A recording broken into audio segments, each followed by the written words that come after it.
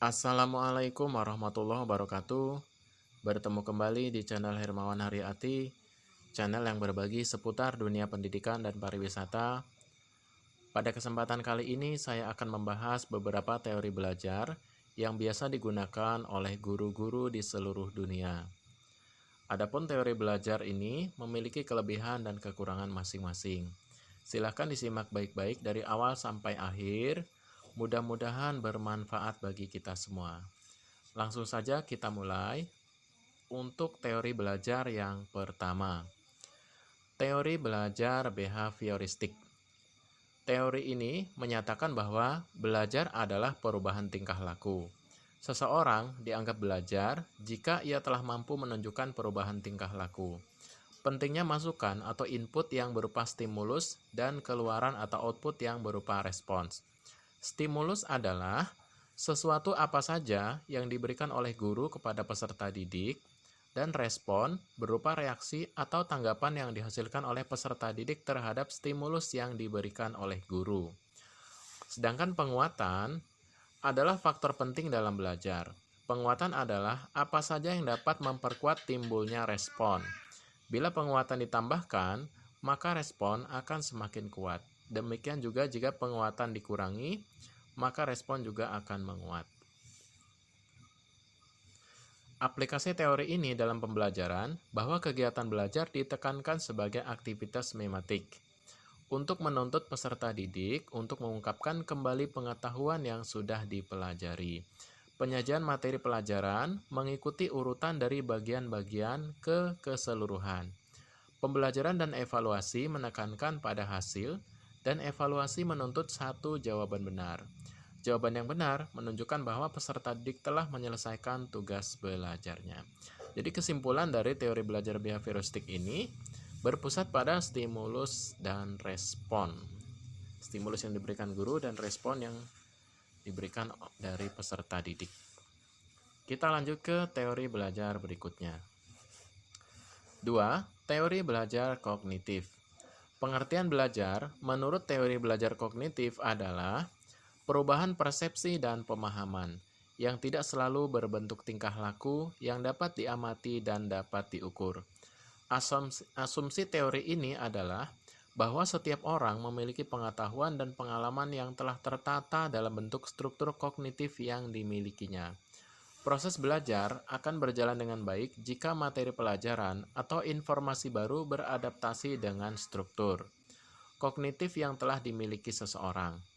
Menurut teori kognitif, ilmu pengetahuan dibangun dalam diri seseorang melalui proses interaksi yang berkesinambungan dengan lingkungan. Proses ini tidak terpatah-patah, terpisah-pisah, tetapi melalui proses yang mengalir, bersambung-sambung, dan menyeluruh. Jadi teori belajar ini lebih mengutamakan pada perubahan persepsi dan pemahaman, tidak terpusat pada tingkah laku yang diamati. Selama kegiatan pembelajaran berlangsung, keterlibatan peserta didik secara aktif amat dipentingkan. Untuk menarik minat dan meningkatkan retensi belajar, perlu mengkaitkan pengetahuan baru dengan struktur kognitif yang telah dimiliki peserta didik. Materi pelajaran disusun dengan menggunakan pola atau logika tertentu dari sederhana ke kompleks. Perbedaan individual pada peserta didik perlu diperhatikan karena faktor ini sangat mempengaruhi keberhasilan belajar peserta didik. Kita lanjut ke teori belajar berikutnya. 3. Teori belajar konstruktivistik.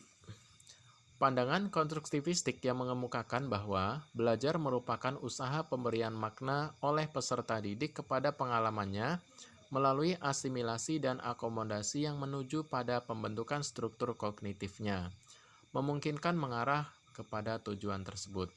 Oleh karena itu, pembelajaran diusahakan agar dapat memberikan kondisi terjadinya proses pembentukan tersebut secara optimal pada diri peserta didik.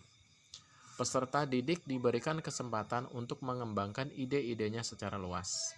Sementara, peranan guru dalam belajar konstruktivistik adalah membantu agar proses pengkonstruksian pengetahuan oleh peserta didik berjalan lancar.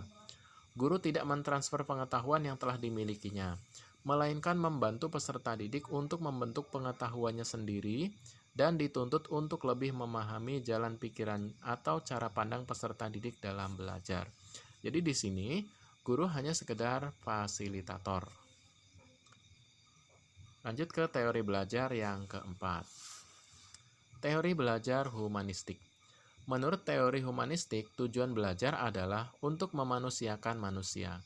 Proses belajar dianggap berhasil jika siswa telah memahami lingkungan dan dirinya sendiri. Teori humanistik bersifat elekstik. Maksudnya, teori ini dapat memanfaatkan teori apa saja asal tujuannya tercapai. Aplikasi teori humanistik dalam kegiatan pembelajaran cenderung mendorong siswa untuk berpikir induktif.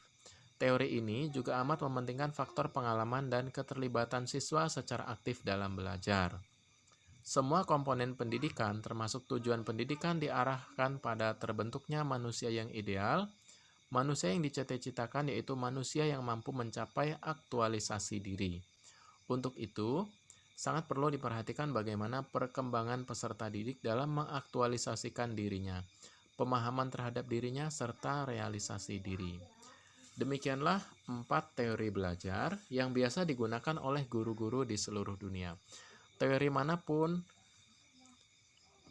memiliki kelebihan dan kekurangan. Nah, pengaplikasian teori ini tergantung kepada kondisi dan keadaan lingkungan peserta didik. Silahkan terapkan teori yang menurut Bapak Ibu guru paling berhasil untuk mencapai hasil pembelajaran yang maksimal. Demikian yang dapat saya sampaikan. Kurang lebihnya saya mohon maaf. Saya akhiri. Wassalamualaikum warahmatullahi wabarakatuh.